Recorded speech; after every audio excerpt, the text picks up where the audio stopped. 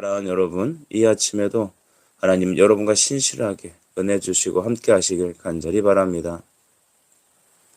예수님께서는 공생애 중에 수많은 사람들을 위해 찾아가시고 기적과 이적을 베푸시며 말씀을 전파하시고 자기 자신을 드러내시고 그들에게 천국을 선사하셨습니다. 우리는 주님의 이적과 기적에 주목하면서 무엇보다도 이 원인이 무엇인지, 왜 이런 일을 행하시는지를 좀 주목해야 할 필요가 있다고 봅니다. 그것은 기적을 위한 기적이 아니라 병고침을 위한 병고침이 아니라 그의 영혼을 구원하시고 우리의 죄를 사하시기 위하심인 것입니다. 예수님께서는 이제 9장 1절에 배에 오르셔서 이제 그것을 건너가 본 동네에 이르셨다라고 기록합니다. 그때 침상에 누운 어떤 중풍병자를 그들의 친구가 4명이 그를 들것에 싣고 와 주님이 말씀하고 계시는 그 집의 지붕을 뚫고 그것을 내렸던 사실을 우리는 성경에서 발견합니다. 주님은 그 모습을 보시고 다음과 같이 얘기하셨죠. 9장 2절입니다. 예수께서 그들의 믿음을 보시고 중풍병자에게 이르시되 작은 자야 안심하라 내 죄 사함을 받았느니라 하셨습니다. 옛날 말씀에는 소자야라고, 즉 작은 자야라고 말씀하셨는데요. 얼마나 병들므로 약하고 연약한 자입니까? 그런데 그 안에 주님은 믿음을 보신 것입니다.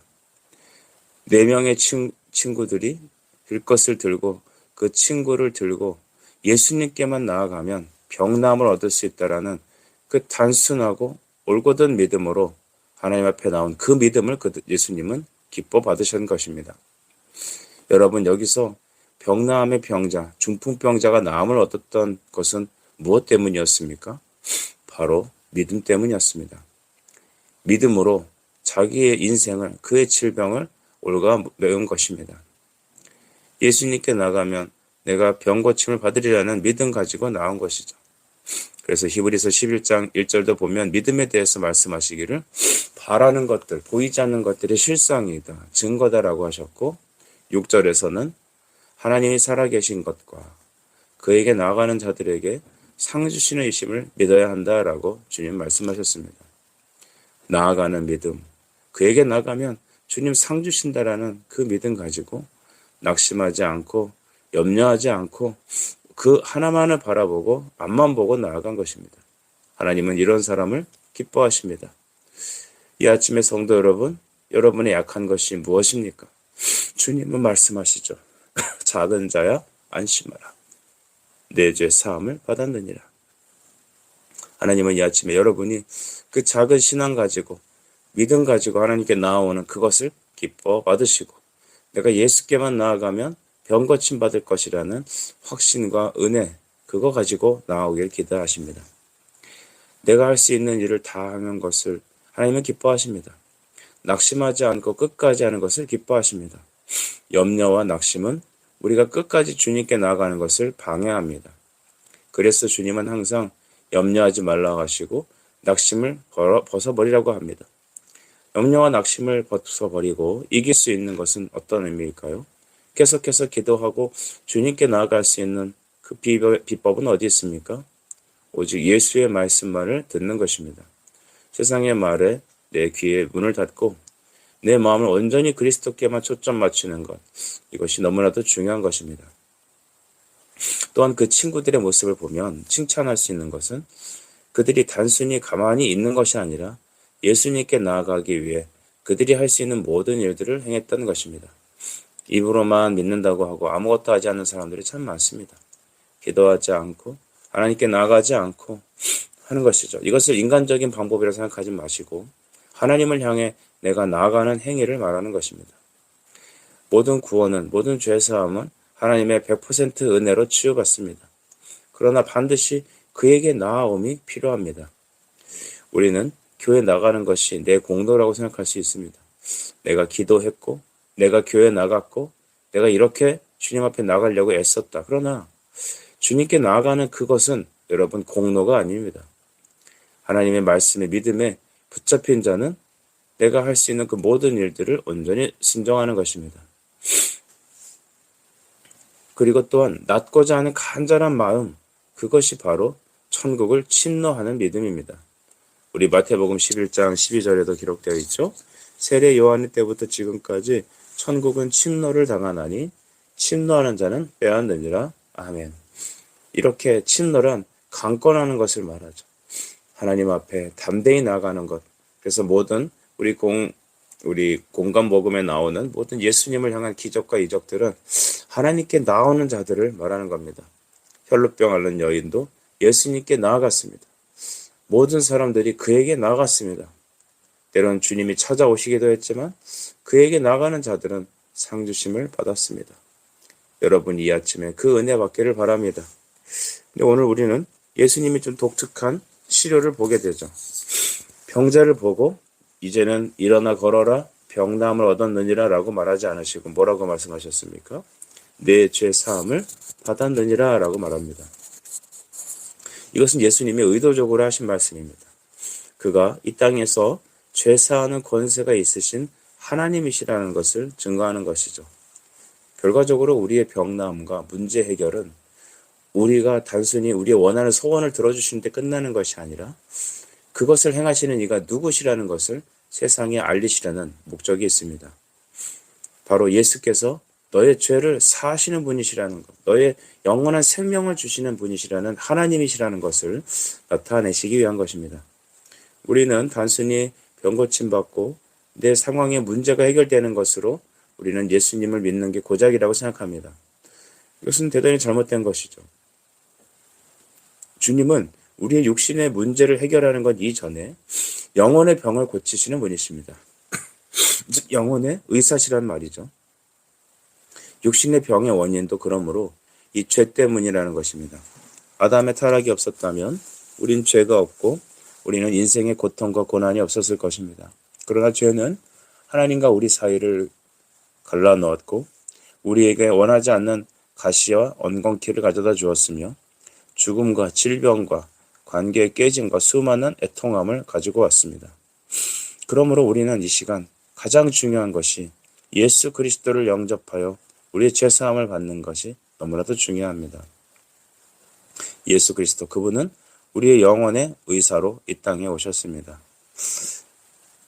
이 말을 할 때 어떤 서기관들은 불손한 마음을 가졌죠. 3절을 보면 어떤 서기관들이 속으로 이르되 이 사람이 신성을 모독하도다 라고 하였습니다.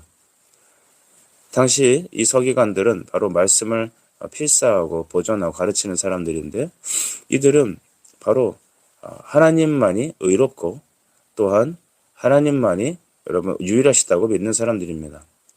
그런데 어떻게 하나님이 인간으로 오셨다라고 믿을 수 있겠습니까? 그들은 성경의 선생이었지만 성경을 모르는 자들이었죠. 예수님은 서기관들의 마음속으로 아셨습니다. 왜냐하면 예수님은 하나님이시고 또한 사람으로 오신 그리스도이기 때문이죠. 그리스도 안에는 신성에 속한 성품이 있습니다. 그래서 예수님은 하나님이시며 또한 완전한 인간이시다라고 고백하는 게 바로 이 이유입니다. 그는 하나님이시기 때문에 서기관들의 마음을 아셨습니다. 그래서 우리가 모든 사람이 예수님을 인격적으로 영접하지 않고서는 즉 성령이 우리 안에 임하지 않고서는 우리는 복음을 들어도 깨달을 수 없고 또한 열심히 성경을 연구한다 한들 진리에 이를 수 없습니다. 주님은 그들에게 다음과 같은 말씀하셨죠. 5절에 내 죄 사함을 받았느니라 하는 말과 일어나 걸어라 하는 말 중 어느 것이 쉽겠느냐라고 했습니다. 주님의 목적은 죄 사함에 있습니다. 죄를 사할 때 우리의 모든 문제들이 해결됩니다. 우리가 보통 우리 교회에서 믿음으로 기도한 사람들은 병고침을 받고 인생의 큰 문제에서 극복하는 경우들을 많이 만납니다. 그럴 때 그들은 여김없이 단순히 문제만 해결하고 떠나가는 사람들은 극히 적습니다. 그 문제 해결과 질병의 나음을 통하여 예수 그리스도를 만나게 되는 것이죠. 그러며 주님 내가 죄인입니다. 내 죄를 용서해 주십시오라고 사죄를 고백하는 것이죠. 이걸 보면 단순히 병나는 것이 목적이 아니라 우리 안에 주님은 죄를 용서하시는 분이심을 알아야 합니다. 6절에 보면 인자가 세상의 죄를 사하시는 권능이 있는 줄 너희로 알게 하려 하노라 하시고 중풍병자에게 말씀하시되 일어나 내 침상을 가지고 가라 하셨다라고 합니다. 주님은 이 땅에 인자의 모습으로 오셨습니다. 여러분, 인자라는 말을 많이 듣지 않으셨나요? 인자는 다니엘서를 비롯한 구약의 선지자들이 말했던 하나님이 보내신 메시아를 지칭하는 말입니다. 그래서 예수님 자신도 스스로를 인자, 사람의 아들로 표현하셨죠. 그래서 약속하신 하나님이 바로 보내시고자 하는 그분, 바로 하나님의 아들이 이제 인간의 옷으로 입고 이 땅에 오셨다라는 것을 주님은 스스로를 증거하는 것입니다. 그래서 우리는 인자란 말을 들을 때마다 구약의 오실이라는 분이 바로 나다라는 것을, 자기 계시라는 것을 우리는 믿게 되는 것이죠. 하나님이 사람의 아들로 오셨다는 것입니다. 하나님께서 사람의 아들로 바로 사람의 모습으로 오시지 않는다면 우리의 죄사함도 없고 우리의 모든 질병도 고침을 받을 수 없을 것입니다. 바로 내가 그 보내심 받은 하나님의 아들이다, 그리스도다, 메시아다라는 것을 증거하는 것이죠. 그 사인으로 여러분, 예수님은 수많은 병자를 고치셨습니다. 여러분, 오늘 우리도 예수님의 우리에게 찾아오셔서 하나님이시며 사람으로 오신 그분을 나의 주로 영접하길 바랍니다. 내 안에 계신 예수를 의지하여 기도할 때 하나님은 우리 안에 죄를 사하시고 우리 안에는 약한 것을, 병을 고치시며 문제를 해결하시며 무엇보다도 우리의 영혼을 하나님의 나라로 인도하실 것입니다. 이제 주님은 새롭게 그 제자를 부르시되 세리로 되어 있는 마태를 부르십니다. 9절 보시면 예수께서 그것을 떠나 지나가시다가 마태라 하는 사람이 세간에 앉아있는 것을 보셨습니다. 말씀하셨죠. 나를 따르라 하시니 일어나 따르니라. 아멘. 여러분, 또 다른 기적이 등장합니다. 세리 마태가 주님께서 따르라 하는 그 말에 즉각적으로 순종하는 모습입니다. 세리는 당시 돈을 거두는 이제 세금 징수원이었죠. 이 사람들은 얼마나 셈이 빨랐는지 모릅니다. 대부분 로마에 붙어있는 그 친로마 성향의 사람들이죠. 우리나라 일제강점기 때 친일파처럼 이들은 정통파가 아닌 바로 로마에 붙어있는 로마 편이었습니다. 근데 한 자리 차지해서 돈을 세마는, 세금을 걷는 그 사람들은 항상 다음과 같은 것을 생각할 것이죠. 이것이 나한테 유익한가? 이것이 나한테 돈벌이가 되나? 이런 것들을 항상 생각할 것입니다. 그런데 세관에 앉아서 셈을 하는 그가 난데없이 예수란 사람이 나타나서 그를 주목하여 보시며 나를 따르라 하시니 그는 하고 있던 모든 것들을 다 내려놓고 버려두고 즉시 주를 따르게 되는 것이죠. 그 마태가 바로 오늘 이 마태복음을 쓴 저자 아니겠습니까? 세리 마태는 그때의 부르심을 잊을 수가 없었을 것입니다. 무엇 때문에, 어떤 권세가 그 돈밖에 모르는 세리, 그 마태를 하는 일 그 자체를 내려놓고 주를 따르게 하였을까요? 세리는 당시 모든 사람들의 눈동장을 받는 그런 사람이었습니다. 멸시를 받는 사람이죠. 왜냐하면 백성의 고혈을 빨아먹는 그런 악한 자였기 때문이죠. 그래서 창기와 세리는 동급으로 취급을 받을 정도였습니다. 그런 마태가 돈밖에 모르고 이제는 모든 것을 포기한 그가 어찌하여 예수님을 만나자마자 그는 그의 말에 순종하였습니까? 우리는 베드로의 경우를 봐도 비슷한 사례를 보게 되죠. 베드로는 금을 긋고 있던 어부였습니다. 주님이 베드로에게 나를 따르라 했을 때 그는 배와 그의 부친을 버려두고 예수님을 따랐습니다. 마태 역시 그가 세리로서 사람들의 손가락질을 받는 그런 죄인이었지만 주님이 오라 하시는 그 말씀에 그는 모든 것을 내려놓고 주를 즉시 따랐습니다. 우린 여기서 그가 즉시 예수를 따랐다는 것에 주목합시다.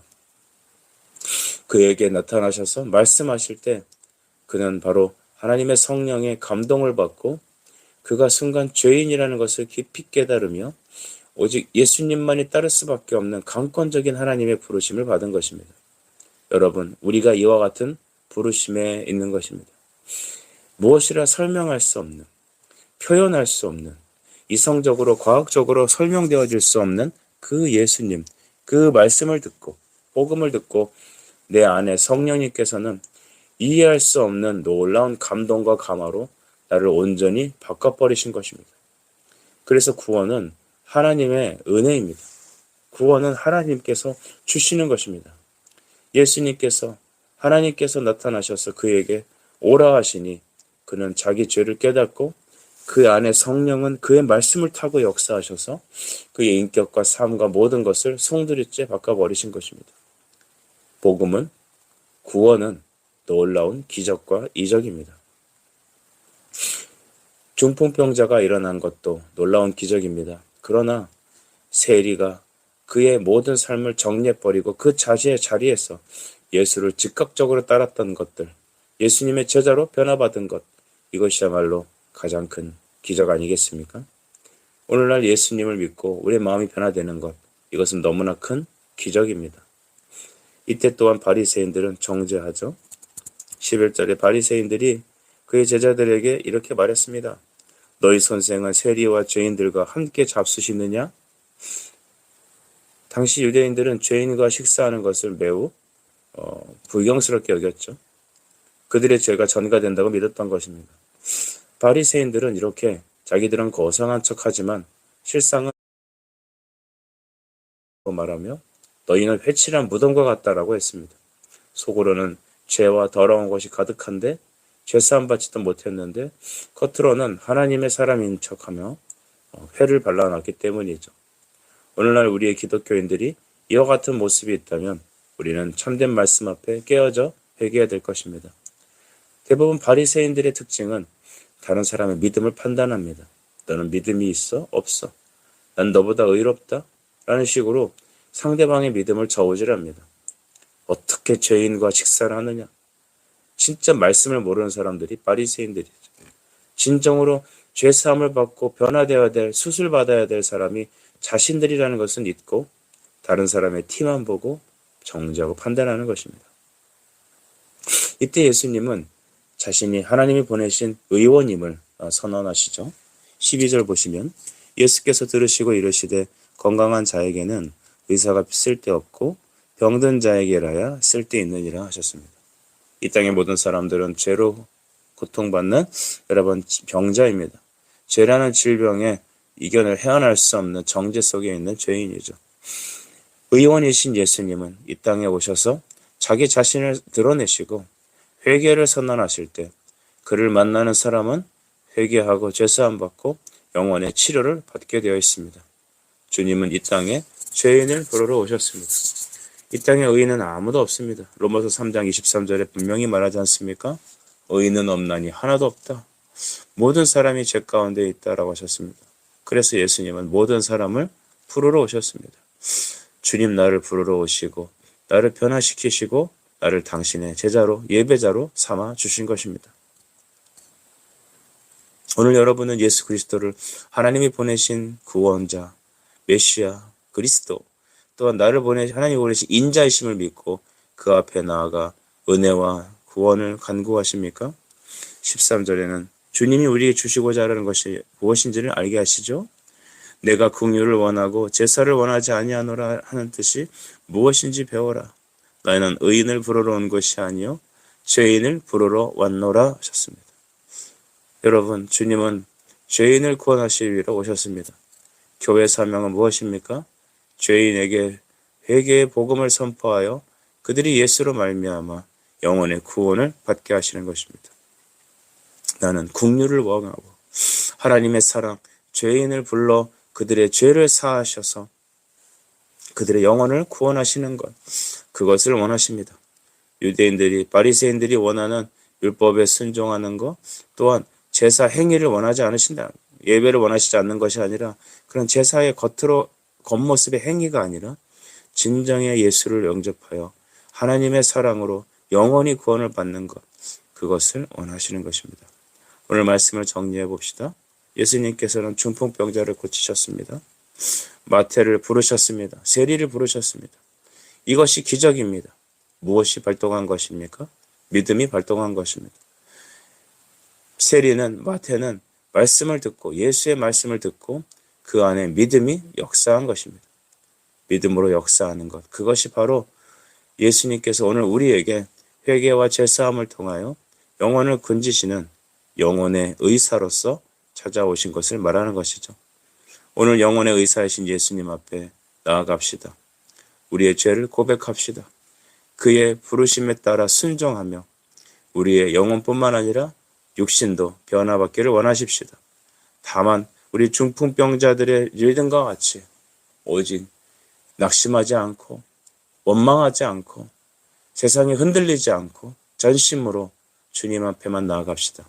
하나님은 이 아침에도 여러분을 고치십니다. 기도하겠습니다. 하나님 아버지, 은혜를 감사합니다. 주께서 중풍병자와 마태를 부르셨습니다. 멸시받는 세리를 부르시고 소망 없는 중풍병자를 하나님 들것에 실려와서 그를 고치셨습니다. 오직 믿음을 보셨으니 오늘 우리에게도 이러한 믿음 허락하여 주시고 하나님 오늘 우리를 고치시고 회복시켜 주옵소서. 예수 그리스도 이름으로 기도하옵나이다. 아멘.